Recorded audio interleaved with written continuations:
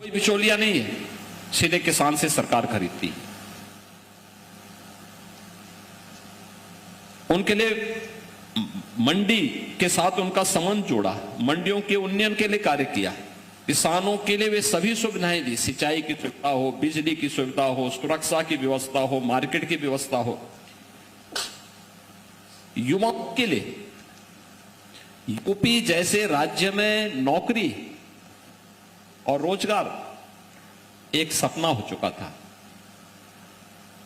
हमने पिछले 9 वर्ष में 9 लाख नौजवानों को सरकारी नौकरी दी है और आप आश्चर्य करेंगे कि मैं 2017 से हर भर्ती की प्रक्रिया के साथ परीक्षा कब हो रही है उसको स्वयं मॉनिटर करता हूं, रिजल्ट कब आ रहा है इसको मॉनिटर करता हूं और रिजल्ट आने के बाद अपने हाथों से उन्हें नियुक्ति पत्र भी प्रदान करता हूं। 9 लाख युवाओं को हमने नियुक्ति पत्र दिए हैं अब तक। 3 करोड़ से अधिक युवाओं को हम लोगों ने अपनी एमएसएमई यूनिट को, जिसको हमने ब्रांडिंग की है 1 डिस्ट्रिक्ट 1 प्रोडक्ट के रूप में, उसके साथ जोड़ने का काम किया।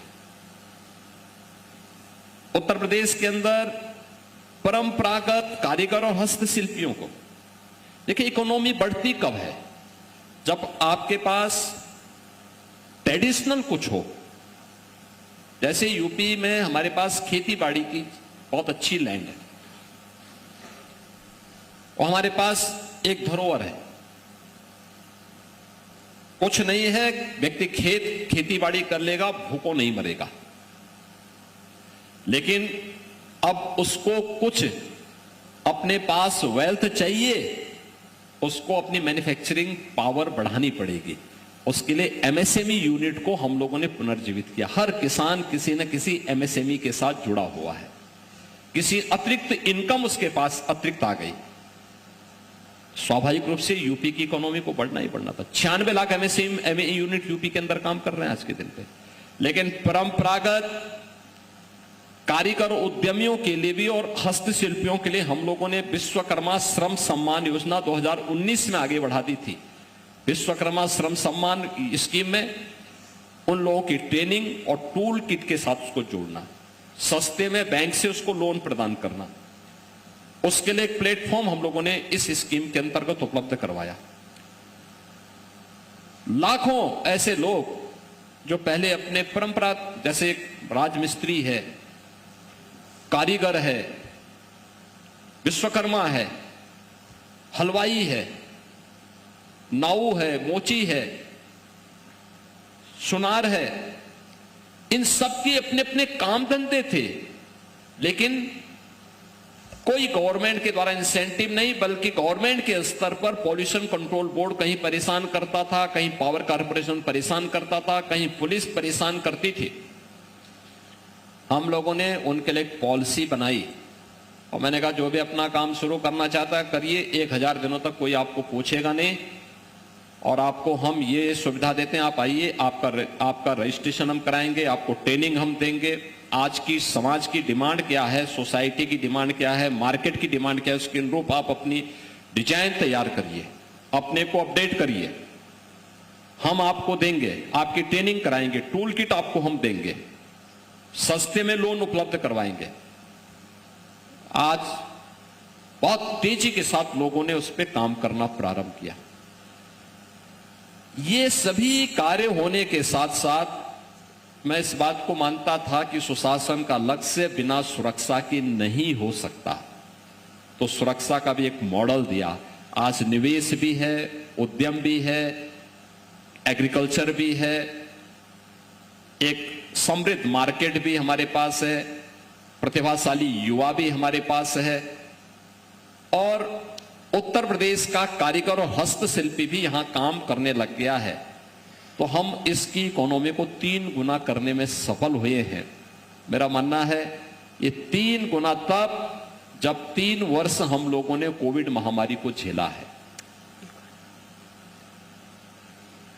मेरा मानना है हम 2026-27 तक उत्तर प्रदेश की इकोनॉमी को 50 लाख करोड़ तक पहुंचाने में सफल हो जाएंगे, 50 लाख करोड़ तक पहुंचाने में सफल होंगे, और 29-30 तक उत्तर प्रदेश $1 ट्रिलियन की इकोनॉमी होगा। ये केवल एक लक्ष्य नहीं है, हर व्यक्ति के जीवन में उसकी समृद्धि और उसकी खुशहाली को भी प्रस्तुत करने का सरकार का एक तरीका है। और सरकार, मैंने बताया ना कि हस्तशिल्पी के जीवन में परिवर्तन हुआ है, युवा को नौकरी भी मिली है, रोजगार भी मिला है, स्वयं के स्टार्टअप स्थापित करने का एक अवसर भी प्राप्त हुआ है, महिला उद्यमियों को आगे बढ़ने का अवसर प्राप्त हुआ है। महिला स्वयंसेवी समूह, 1 करोड़ महिला स्वयंसेवी समूह यूपी के अंदर काम कर रही है। यूपी यानी वीमेन वर्कफोर्स आज के दिन पे यूपी के अंदर 12% से बढ़कर के 36% से ऊपर इस समय काम कर रही है। ये ताकत है यूपी की नई, और उस ताकत को उस रूप में प्रस्तुत करने का परिणाम, यानी हर एक के जीवन में परिवर्तन हुआ है। और देखिए, ये केवल मैं बोलूंगा, स्वाभाविक रूप से मैं सरकार के बारे में बोलूंगा, लेकिन कॉमन मैन की धारणा क्या है, यूपी के बारे में आम नागरिक का परसेप्शन क्या है, ये सरकार की कार्य पद्धति के बारे में सामान्य जानकारी लेने का सबसे अच्छा तरीका होता है। और मैं मानता हूं यूपी के बारे में राजनीतिक रूप से भले ही कोई व्यक्ति कुछ बोले, मैं मानता हूं जो राजनीतिक रूप से हमें कोसते हैं, बंद कमरे में वे भी स्वीकार करते हैं जब उनके परिवार के लोग उनको कोसते हैं तो। और इसलिए यूपी उस लक्ष्य को प्राप्त करने की दिशा में आगे बढ़ा है, और वह 25 करोड़ लोगों के जीवन में व्यापक परिवर्तन करके ही हम उसको आगे बढ़ा रहे हैं। बहुत धन्यवाद माननीय मुख्यमंत्री जी, अर्थशास्त्र को आपने बहुत अच्छे से एक्सप्लेन करा। इसरो में महिलाओं में मैं आपको कहूँ चाहूंगी कि अगर आप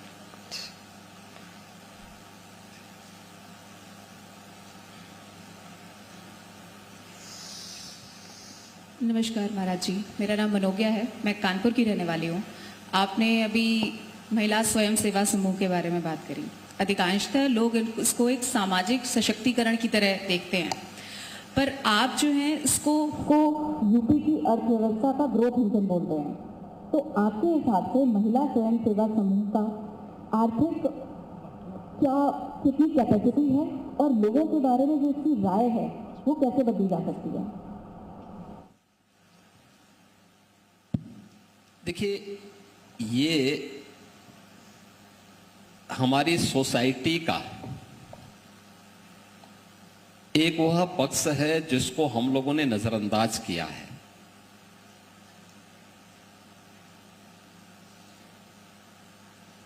हमने कभी भी अपनी इकोनॉमी में घर की उस गृहिणी की मेहनत को कभी काउंट नहीं किया। आप मुझे बताइए, जो महिला अपने घर गृहस्थी को संभालती है, भोजन बनाने का काम, घर की साफ सफाई का काम, रख रखाव का काम करती है, अगर किसी पुरुष को किराए पे किसी व्यक्ति को रखना पड़ेगा तो कितना पैसा उसको जाएगा, यानी फ्री में उसका सारा काम हो रहा है। हमने उसको इकोनॉमिक रूप से कभी जोड़ने का प्रयास नहीं किया। जब भी घर में संकट आता है, किसी भी सदगृहस्थ को देखिए तो सबसे पहले घर की जो गृहिणी होगी, जो मालकिन होगी, वो सबसे पहले आएगी कि मेरा ये जेवर गिरवी रख लो, लेकिन घर की इज्जत दांव पे नहीं लगनी चाहिए। ये है भारत की ताकत। और इसीलिए भारत की परंपरा ने उसको गृह लक्ष्मी के रूप में पूजा है, माना है। और इसलिए मैं मानता हूं कि इसीलिए हम लोगों ने, जैसे यूपी के अंदर हम लोगों ने इसको अलग अलग तरीके से प्रस्तुत किया। जैसे आंगनबाड़ी में पहले जो पोषाहार दिया जाता था, उत्तर प्रदेश के अंदर यहाँ का ये जो सबसे बड़ा शराब माफिया था वो सप्लाई करता था 16-17 के पहले। आंगनवाड़ी केंद्रों का निरीक्षण करते हुए 2017 में मैंने पाया, मैंने कहा भी पोषाहार की क्वालिटी ठीक नहीं है, कौन सप्लाई कर रहा है, लेकिन नाम अलग अलग थे। खैर हमें उससे मतलब नहीं था, हमें तो क्वालिटी से मतलब था और समय पे पहुंचे इसके बारे में भी था। कई महीने लेट भी चलता था।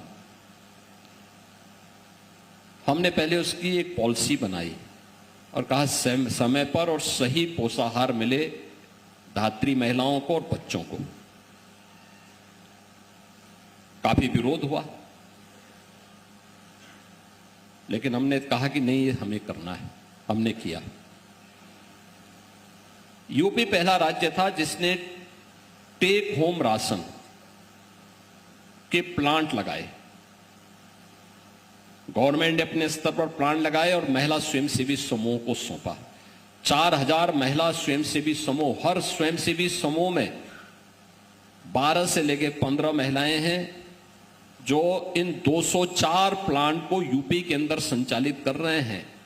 और इनके द्वारा जो रेसिपी भारत सरकार के द्वारा तैयार की जाती है, उस रेसिपी को प्रोडक्शन वहां होता है, यही आंगनबाड़ी केंद्रों में उसकी सप्लाई करते हैं। क्वालिटी फूड की सप्लाई आंगनबाड़ी केंद्रों में महिला स्वयंसेवी समूह करती हैं और आज उसमें कोई शिकायत नहीं है, कोई शिकायत नहीं। मुनाफा उनके पास आता है। दूसरी ताकत मैं आपको बताऊं, यूपी के अंदर झांसी में बलिनी मिल्क प्रोड्यूसर का, देखिए बलिनी मिल्क प्रोड्यूसर में 2019 में कोविड से ठीक पहले मैं झांसी के दौरे पे गया था। वहां पे कुछ महिलाएं मुझे मिली, तो उन्होंने कहा साहब हमें कोई काम मिल जाता है। तो मैंने कहा क्यों नहीं मिलेगा, जरूर मिलेगा भाई, मैं मुख्यमंत्री हूं तो मैं किसी को मना नहीं कर सकता। कोई व्यक्ति मेरे पास आएगा, मेरा प्रयास होना चाहिए कि मैं उसके लिए पहल करूं। तो मैंने पूछा, मैंने कहा आपने पढ़ाई लिखाई कितना किया है? तो उसमें एक 5वीं फेल थी और उनके साथ भी लोग ऐसे ही थे।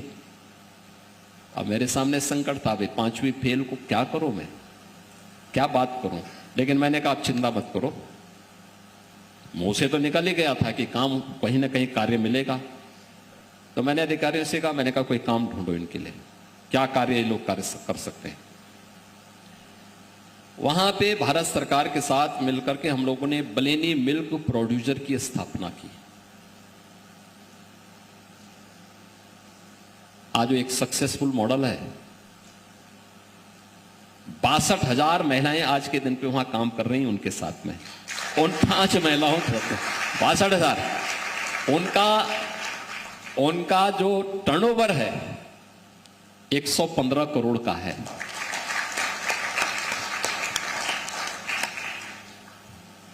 नेट प्रॉफिट है, हर एक प्रॉफिट आगे के बिजनेस को बढ़ाने में लगाते हैं।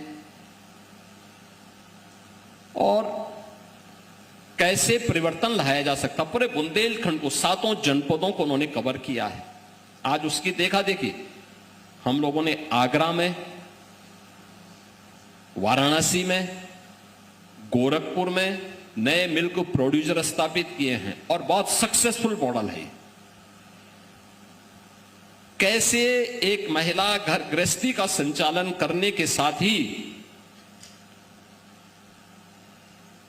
एक सफल उद्यमी भी बन सकती है और सफल अर्थशास्त्री भी बन सकती है, समाज की इकोनॉमी को मजबूती प्रदान कर सकते, उसका मॉडल है ये सब, और सभी बहुत अच्छे चल रहे हैं। तीसरा मैं आपको बताऊं कितनी बड़ी ताकत होती है। मैं अभी 6 महीने पहले सिद्धार्थनगर जनपद में गया था। मैं जब किसी जनपद के दौरे पे जाता हूं एक औपचारिकता नहीं करता है, समाज के अलग अलग तबके से जुड़े हुए कुछ ऐसे लोगों को बुलाता हूं जिन्होंने कुछ लीक से हटके कुछ नया किया हो। तो मेरे लिए मुझ जैसे व्यक्ति को सीखने का एक अवसर मिलता है, जानने का अवसर मिलता है और उस ताकत को पहचान करके फिर उसको एक अच्छा प्लेटफॉर्म दे सकूं, इसको आगे बढ़ाने का भी एक अवसर मेरे लिए होता है। तो पहले से ही प्रशासन को मैं जानकारी देता हूं कि भाई आपको इन लोगों के साथ मेरा एक संवाद रखना है। तो वो महिला मिली, निषाद जाति की है, बहुत कमजोर तबका है। उसने अपनी कहानी बताई। आज एक सफल उद्यमी है महिला, अनपढ़ है, वो भी निरक्षर है। उसने मुझे बताया इसके बारे में, शासन की योजना कैसे उन्हें एक सफल उद्यमी के रूप में स्थापित की।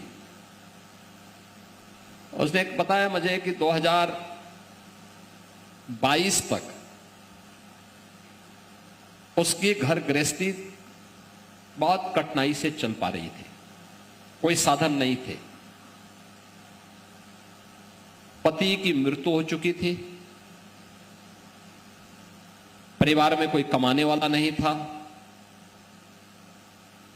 4 बच्चे थे, स्कूल में कैसे जाएं इसकी व्यवस्था नहीं थी, कैसे घर को चलाएं इसके बारे में कोई उसके पास साधन नहीं था।